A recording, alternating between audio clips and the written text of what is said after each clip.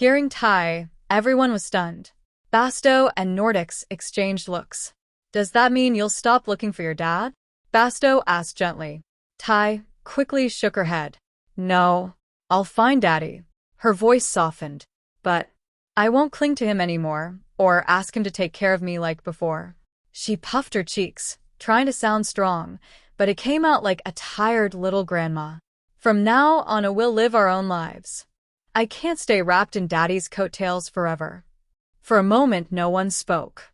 Then Vale suddenly grinned. That's right, he said loudly.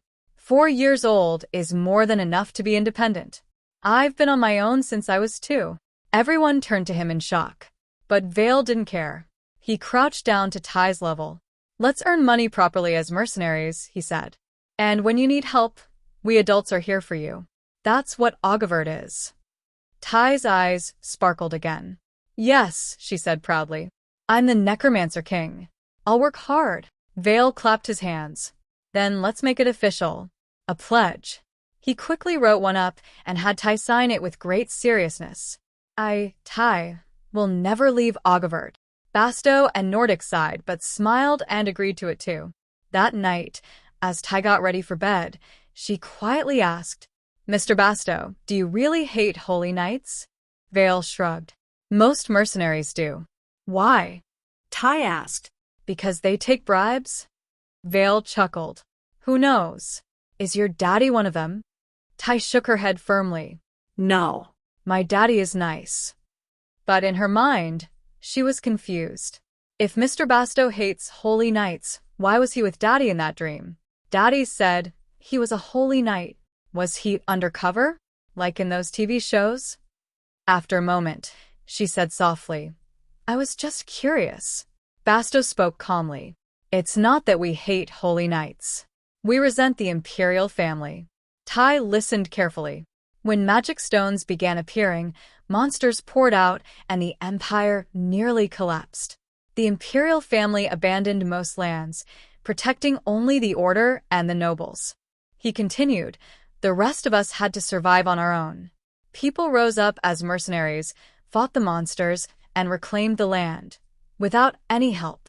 Nordics added, later, the empire expanded the order again, but only to useful places, like this city. Tai blinked. Why here? Because of the consecration, Nordic said. What's that? It means offering a place to God, making it holy. After the ritual, Pearl City came under divine protection. No more magic stones appear here. Tai's eyes widened. Really? That's what they say, Nordics replied. Now sleep. Tai pouted, frustrated. That's so unfair. If they can do that, why not everywhere? People wouldn't have to suffer. She hugged her blanket. Even if Daddy is a holy knight, he probably doesn't like the imperial family either. Then she added quietly, I just hope Mr. Basto doesn't hate Daddy too much. Nordics smiled gently. Sleep now. Tomorrow is your necromancer king speech training. Tai nodded sleepily. Okay. Morning came. Out in the deep ocean, a small boat rocked gently. 2 young men were fishing, Rahul and Enzo. They had once trained as knights, but now lived as fishermen. We'll catch a big one today, Rahul said. So Mother won't worry. Enzo nodded. They both remembered their past. Their father's voice echoed in their minds. What is a knight's duty on the battlefield? To defeat the enemy, they had answered. But their father had smiled. Usually yes. But my duty is to protect you too. I promised your mother. They had been a happy family, until the day he sacrificed himself to save them. After that, their mother was broken. So the 2 brothers made a promise. We'll protect her now. Back in the present. Enzo frowned. Do you feel that? The boat had stopped moving. They were in open sea. There were no reefs. Nothing that should block them. What is this? Something was beneath them. A memory surfaced. After losing her husband, Marion Waverill sat alone in a dark room, broken. Her mother stood before her, stern.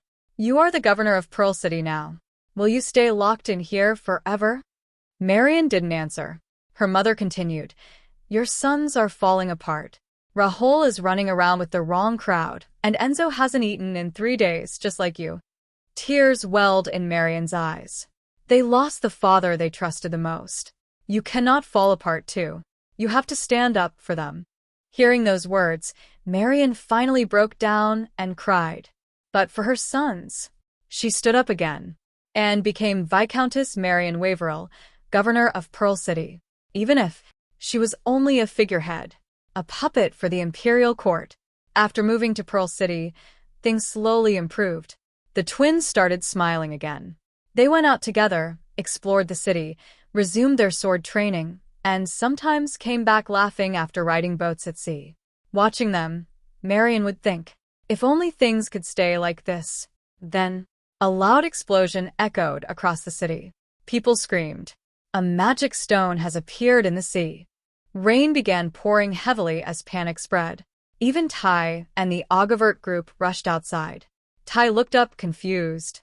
Did the consecration turn off? She asked innocently. Nordics had no answer. In the marketplace, chaos grew.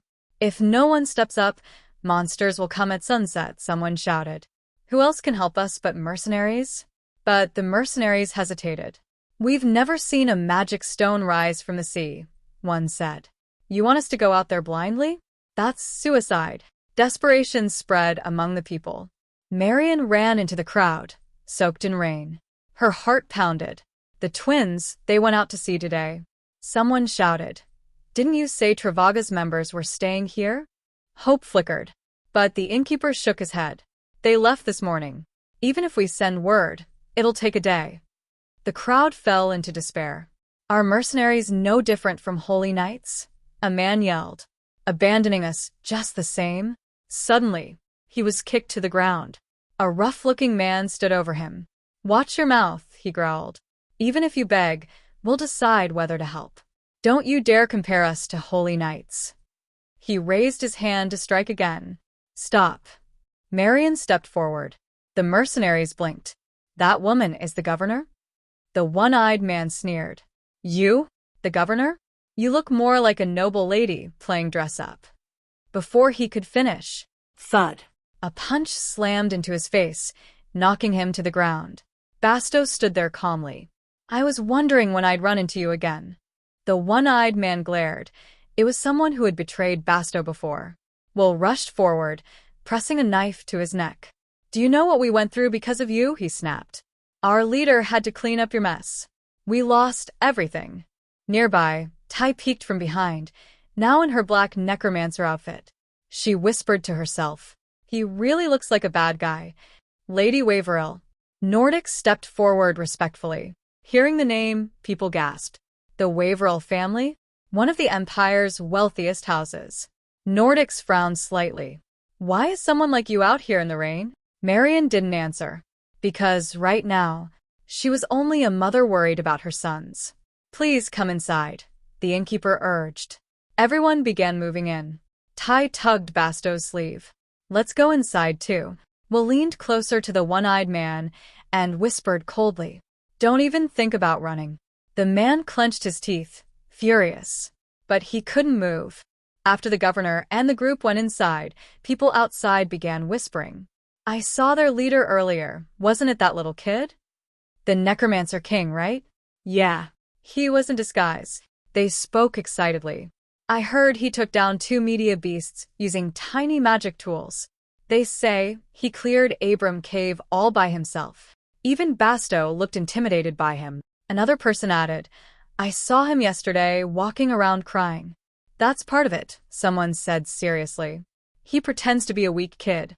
When people try to help him, he traps them in illusion magic and tortures them. Yeah, all strong people are crazy in some way. Still, with that kind of power, he could probably destroy that magic stone too. At this rate, Ogavert might break into the top 10. Shut up, the one-eyed man roared, silencing them. His face twisted with anger. Holy Knights mercenaries, all of them. He clenched his fists. They're trying to take my place? Fine, he muttered. Then I'll take down that magic stone myself. Inside, the governor's hands trembled. Tai looked up at her. Are you okay? An aide asked urgently. Has the imperial court responded? Marion shook her head. We sent a message, but it will take time. Tai stared at her worried face. Is someone you love out there? She asked softly. Marion froze. Her eyes drifted toward the sea. Her sons. Her husband. All the memories rushed back, and suddenly, she collapsed. Governor. Panic filled the room. Tai stood still for a moment. Then, her small hands clenched. I have to save them. I'm going, Tai said firmly. Vale immediately shook his head. No. We're leaving. This is too dangerous. The sea, the storm, and a magic stone. Basto added, even reaching it alive would be a miracle. Nordics nodded. The best we can do is evacuate people before it activates tonight. Tai shook her head. That's not what I mean. They looked at her. I'm not going to fight the magic stone, she said seriously. I'll just go, save the governor's sons quickly, and come back. All three stared at her, stunned. That's impossible, Basto said. Vale frowned. Absolutely not. Tai puffed her cheeks. Listen to me. She pulled them closer and whispered. We're poor, not famous, and we need money. They blinked. The governor is really rich, Tai continued seriously. She was wearing so much gold, and her face had no wrinkles at all. She nodded confidently. That means she irons her wrinkles with money. There was a long pause. Nordic sighed, but nodded slowly. The Waverill family is one of the 5 richest in the order. Basto crossed his arms. And her husband was a high-ranking knight. That connection could be useful. Vale scratched his head. So we help her and get paid big? Tai smiled brightly. Yes. Soon after, Marion regained consciousness. Augavert is going out to sea, someone told her. What? She rushed outside. There, a large boat was preparing to sail into the storm. Tai stood at the front, small but determined, with Nordics beside her. Marion called out, Why are you doing this? Tai smiled. Don't worry. Mr. Basto is really good at sailing, and Brother will have sharp eyes. We'll find them. Before Marion could stop them, the boat set sail. Into the storm. Rain poured down. Waves crashed violently. But they weren't alone. Another ship cut through the sea. The One-Eyed Man and the Death Hound mercenaries. They're heading for the magic stone, someone shouted. Their ship sped closer. Closer. Straight toward Augavert. They're going to collide. Tai's eyes widened. What do we do?